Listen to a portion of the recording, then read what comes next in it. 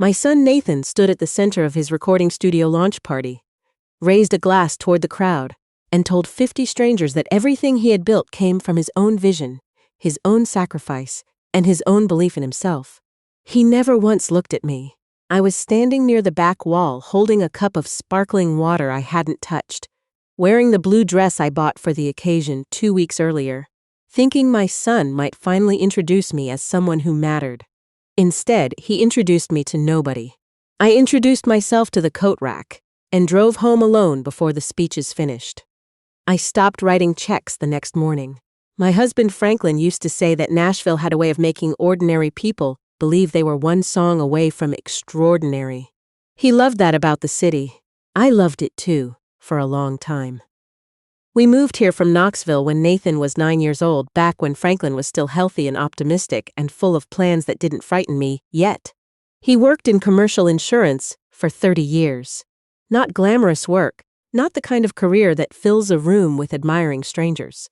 But he showed up every single day, built a life that kept our family warm and fed, and never once made me feel like his sacrifice was my burden to carry. Franklin died 18 months ago. Pancreatic cancer, 4 months from diagnosis to the end. The speed of it still doesn't feel real to me. One morning, he was complaining about back pain, and by winter he was gone. Nathan had just turned 34 when his father died. He cried at the funeral with a grief that looked real and probably was real, because Nathan isn't a cruel person.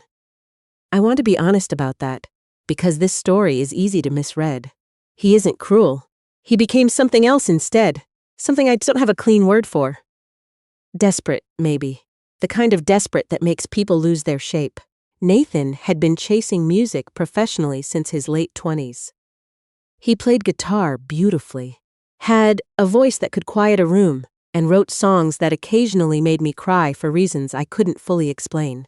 For years he played small venues around Nashville, built a modest following, worked day jobs in between. I was proud of him the way parents are proud when their children pursue something difficult and do it honestly.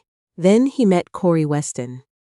Corey was a music producer who had worked on the edges of the Nashville industry for about a decade, collecting impressive sounding credits that were harder to verify than they were to claim.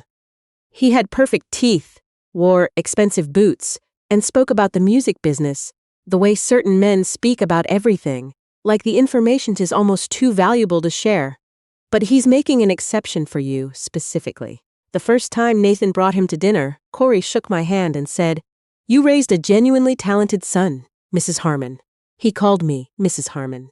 I remember thinking that was respectful. Now I understand, he never once called me Nathan's mother. Nathan's father had been gone for 3 months when Nathan sat across from me at our kitchen table and said he was finally ready to make his record. Not a demo, not a small project, a full album, professionally produced, with real distribution, real promotion, a real shot. His eyes were electric in a way I hadn't seen in years. Since before Franklin got sick, maybe. I asked how much. He exhaled slowly, the way people do when the number is bigger than comfortable. Then, he said it. I didn't say no. I want to be clear about that, because later Nathan would rewrite that moment in ways that suited him better. I said yes. I said it. Because I looked at my son's face and saw his father's optimism living inside it, and I couldn't bear to extinguish that. Franklin had spent his whole life believing in Nathan's music. I thought saying yes was the same as honoring that. I wrote the first check 3 weeks later. Over the following months, the money moved in ways I didn't fully understand. Studio time, session musicians, mixing engineers, mastering fees, promotional packages, social media consultants. A publicist Corey knew personally who came very highly recommended and whose invoices arrived with descriptions so vague, they seemed intentionally designed to resist scrutiny. Every few weeks Nathan called with a new necessity. Every few weeks I transferred money from the account. Franklin's life insurance had replenished. For a while, things seemed to be progressing. Nathan sent me rough recordings. Some of them were genuinely beautiful. He sounded more confident than he had in years, and I let that confidence reassure me about the expenses I didn't fully understand. That's what I do when I'm frightened. I find the thing that looks like hope and hold on to it. Then the requests changed texture. Instead of studio invoices, Nathan started talking about branding, about image infrastructure. about digital positioning and market penetration and audience cultivation pipelines. The phrases sounded like they'd been borrowed from a textbook I'd never read. When I asked him to explain what they meant in plain language, he sighed with a patience that wasn't really patience at all. "Mom, this is how the industry works now." Corey was saying that. I could hear Corey's cadence inside my son's sentences. One afternoon, I stopped by Nathan's apartment to drop off a casserole he'd requested, and I found Corey at the kitchen table reviewing spreadsheets while Nathan paced the room. They both looked up when I entered. Corey smiled warmly. Nathan looked slightly caught. On the table, I noticed an invoice with the header, Weston Sound Strategy Group, LLC. Amount, $6,400. I set the casserole down carefully. "What's Weston Sound Strategy Group?" Corey answered before Nathan could. "My consulting arm, separate from the production work." I looked at the invoice again. "You own both companies?" He nodded pleasantly, as though the answer were obvious. "And this is in addition to your production fee?" Nathan stepped in immediately. "Mom, we've talked about this. We hadn't actually. Not specifically. But I recognized the tone he was using, the one that frames my questions as repetitions of old arguments, so he doesn't have to answer them as new ones." I drove home troubled, in a way I couldn't quite name. Something about the shape of the arrangement felt wrong, but I didn't have the vocabulary yet to explain what I was seeing. My friend Carolyn Reese had been my closest friend since we taught at the same middle school in the 90s. She retired 2 years before I did, and spent most of her time now reading financial news, tending her garden, and delivering opinions with the loving bluntness of someone who has decided life is too short for softening every truth. I called her that evening. "Come over," she said immediately. I sat at her kitchen table and told her everything. The invoices, the dual companies, the shifting expenses, the phrases Nathan had borrowed from Corey, the way my questions kept getting reframed as fear or ignorance. Carolyn listened without interrupting. She was quiet for a long moment after I finished. Then, "How much total so far?" I told her. She took her glasses off slowly. "And the album isn't finished?" "No." She folded her hands together carefully. "Okay, let's look at what we actually know." That's Carolyn. While I'm still in the feeling, she's already in the facts. We spent 2 hours that evening going through every document I had copies of.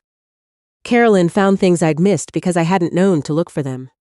The consulting fees from Weston Sound Strategy Group were disproportionate to the project's scale. Several expense categories overlapped in ways that suggested the same costs were being charged twice under different labels. One invoice described a service called Artist Narrative Positioning for $3,200. Neither of us could identify what that meant in concrete terms. Carolyn looked at me over her glasses. "This man is profiting from keeping Nathan in perpetual preparation mode." I stared at her. "What do you mean?" "The more he convinces Nathan the album needs before it's ready, the more invoices he generates. He has no financial incentive to ever call the thing finished." The realization moved through me slowly like cold water. Every new expense, every delay, every next necessary step. Corey benefited from all of it. The album being released wasn't actually in his best interest. The album staying almost ready, almost there, just one more investment away was. That's when I understood what I'd been funding. Not Nathan's music career, Corey Weston's business model. I went home that night and sat with Franklin's photograph for a long time. He had loved Nathan's guitar playing since Nathan was 11 years old. When Nathan learned his first full song and played it badly but completely at our kitchen table, while Franklin sat very still and listened like it was Carnegie Hall. Franklin would have believed in this album. He also would have read every contract before signing anything. I hadn't read the contracts carefully enough. The next morning I asked Nathan to send me all the agreements he'd signed with Corey Weston. Both of them, the production agreement and the consulting arrangement. Nathan called me instead of emailing. "Why do you need those?" His voice was careful. Not angry yet. Careful. "Because I'm funding most of this and I'd like to understand what I've agreed to indirectly." Silence. Then, "Mom, I thought you trusted me." There it was. Not an answer. A reframe. "I trust you," I said quietly. "I have questions about the agreements. Corey's fees are standard." "How do you know that?" Another silence. He told me. I closed my eyes briefly. "Send me the contracts, Nathan, please." He sent them 3 days later, after I asked twice more. Carolyn helped me read through them the same evening they arrived. The production agreement was relatively standard, though on the expensive end. The consulting agreement was not standard at all. It was structured so that Weston Sound Strategy Group received percentage-based compensation tied not to album sales or streaming performance, but to total project spending.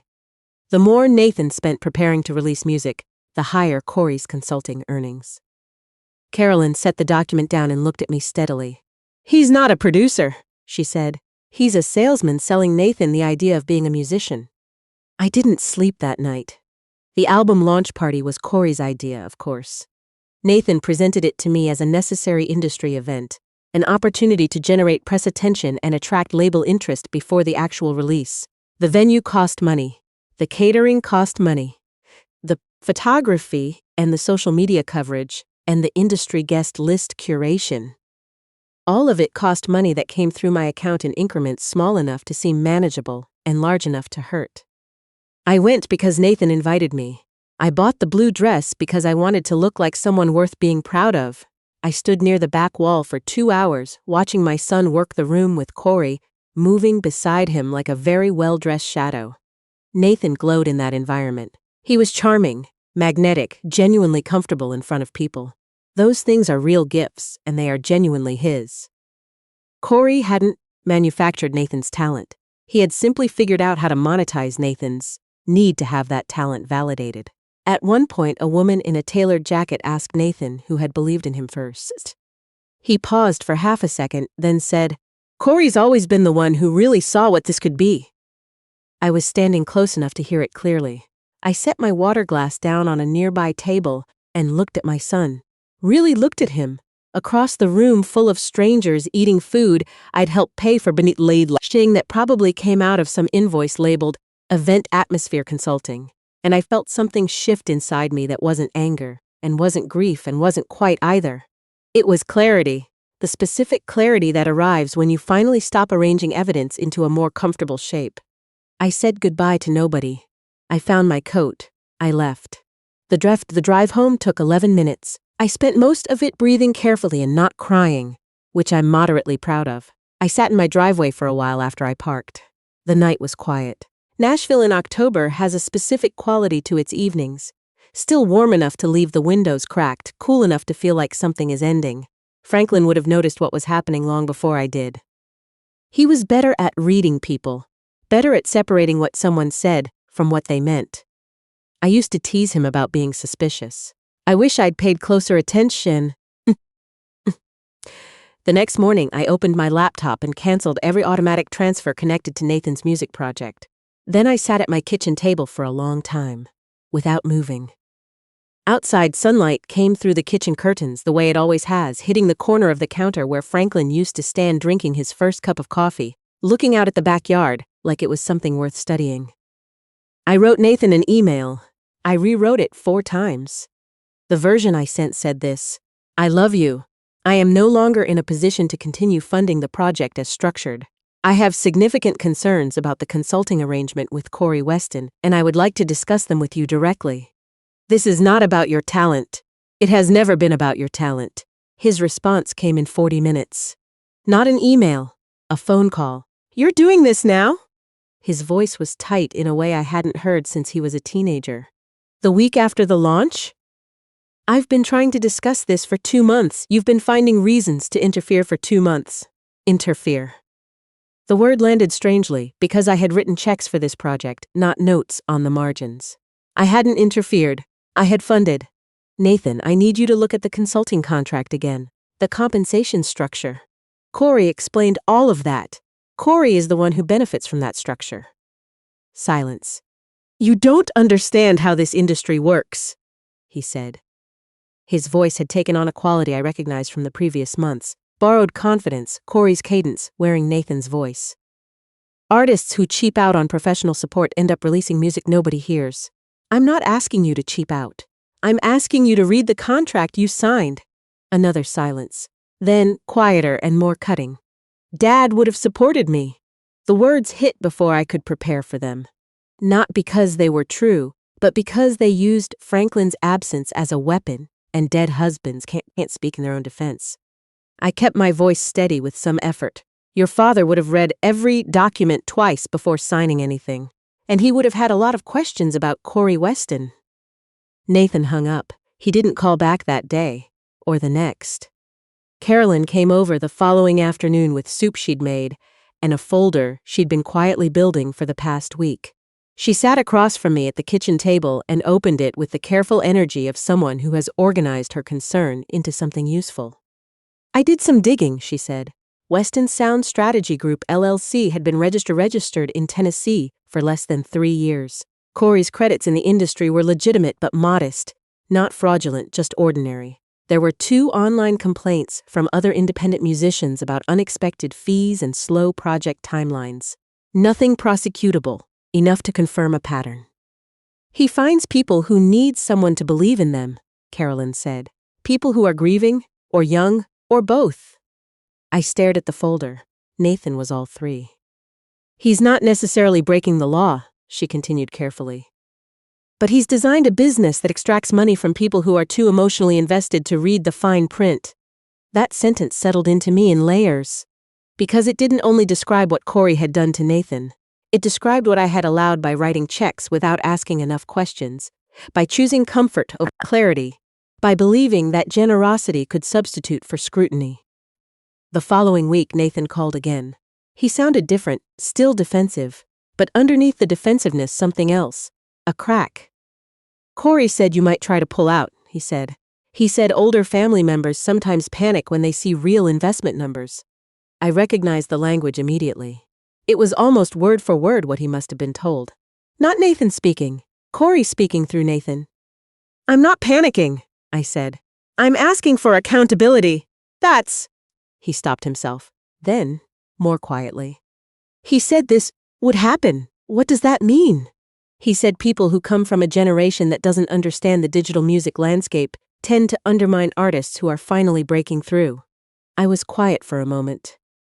Then, Nathan, how much of the money I've given you can you account for with documentation? Silence that lasted long enough to tell me the answer. 3 weeks after I stopped writing checks, Nathan arrived at my front door on a Tuesday afternoon, carrying the particular expression of someone who has been awake arguing with themselves for days, and finally lost. He looked thinner. His eyes were tired in a way that had nothing to do with physical sleep. I opened the door and didn't say anything about any of it. Can I come in? He asked. Of course.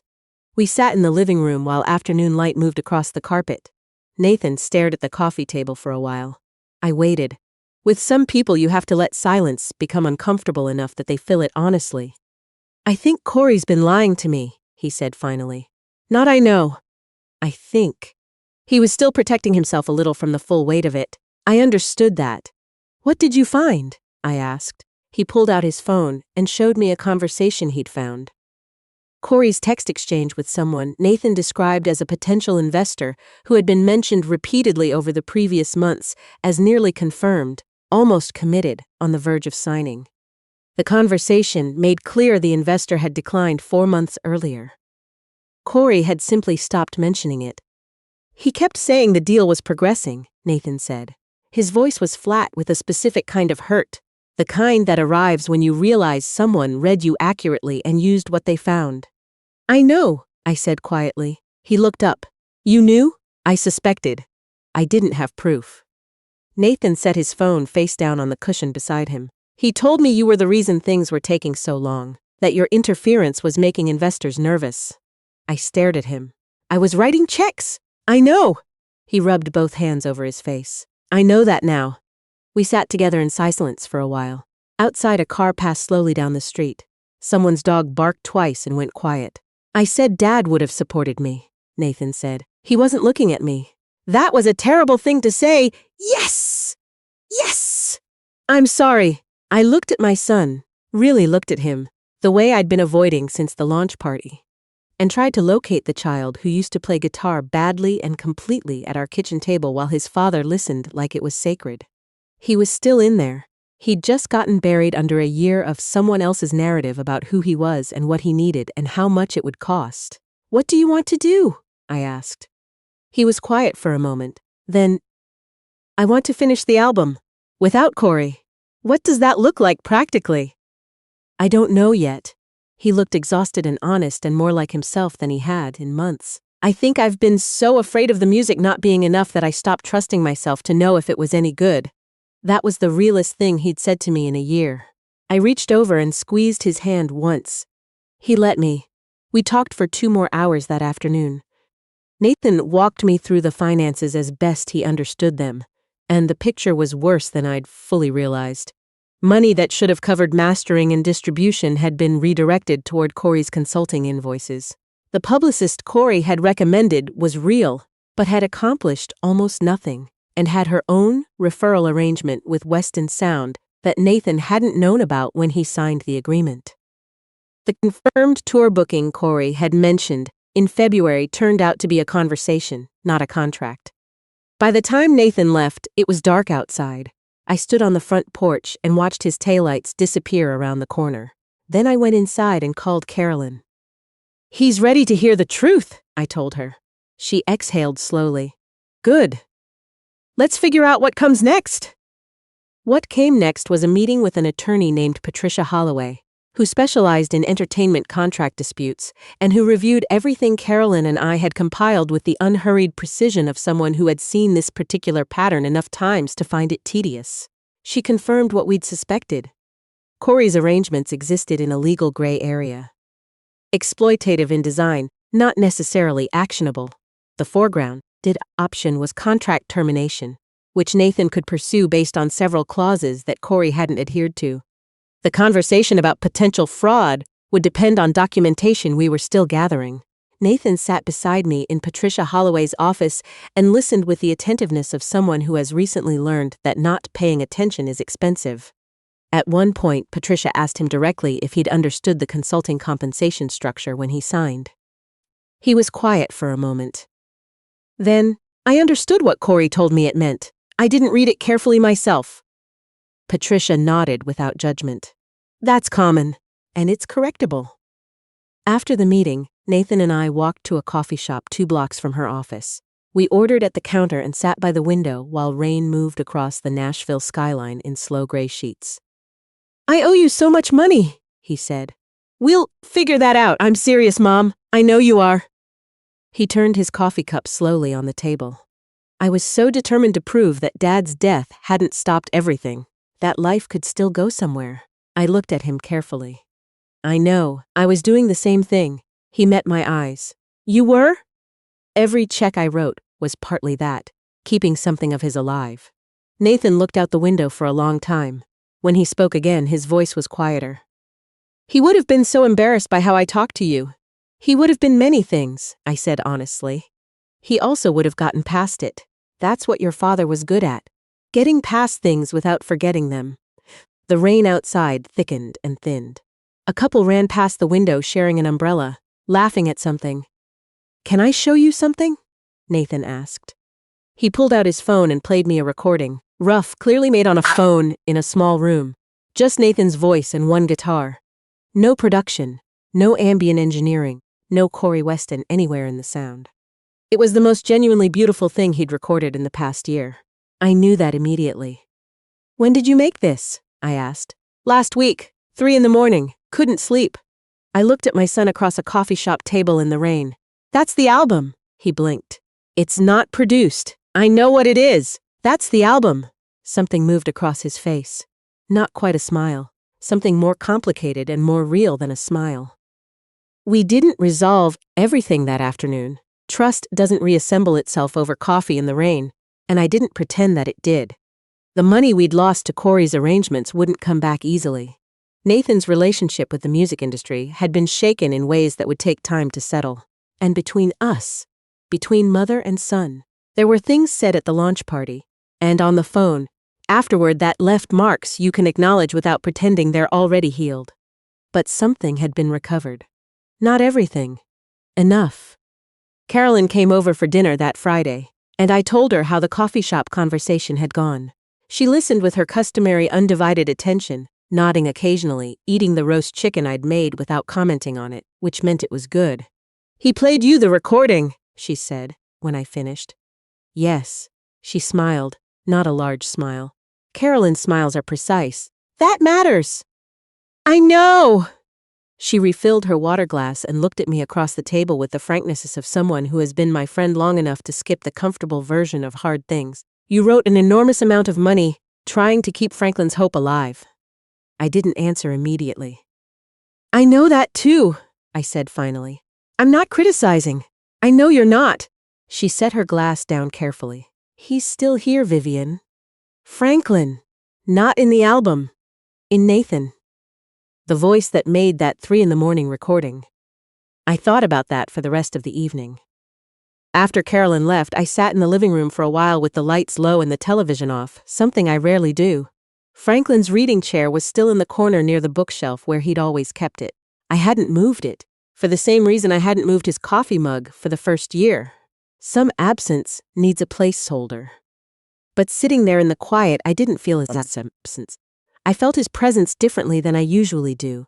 Not the grief of missing him, but the recognition of how thoroughly he is still woven into the people he loved. Nathan called the next morning, early, before 8, which used to annoy me when he was a teenager and now just means something is real. I've been thinking about what you said, he told me. About the recording. And I think you're right. A pause. I think I've been trying to make something impressive instead of something true. I poured my coffee and didn't say anything, because some sentences deserve a little room. I want to start over, he said. Properly. Just me and one engineer I trust. And the songs that are actually ready. Okay, it'll be smaller, less, everything. Okay. Another pause. You'd still want to hear it when it's done? I smiled at the kitchen window. Nathan, you could play me one guitar and your voice in this kitchen and I would consider that a complete performance. He laughed. Not performed. Real. The laugh he's had since childhood. The one that sounds slightly surprised every time something is genuinely funny. I love you, Mom. I love you too. We stayed on the phone a little longer than necessary after that, talking about nothing in particular, the way people do when they've been through something, and come out the other side and are slightly amazed to find themselves still standing. He mentioned that the leaves on the trees by his apartment had finally started turning. I told him. Franklin used to say October in Tennessee was proof that beauty and endings weren't opposites. Nathan was quiet for a second. Then, that sounds exactly like him. It did. It still does. Some things break and reassemble into something slightly different from what they were before. Not worse, necessarily. Just changed. Carrying new weight in new places. A little more honest about what it cost to get here. That's the version of things I'm living now. Quieter, truer, and built on the understanding that love sometimes has to hold its ground before it can hold someone close again.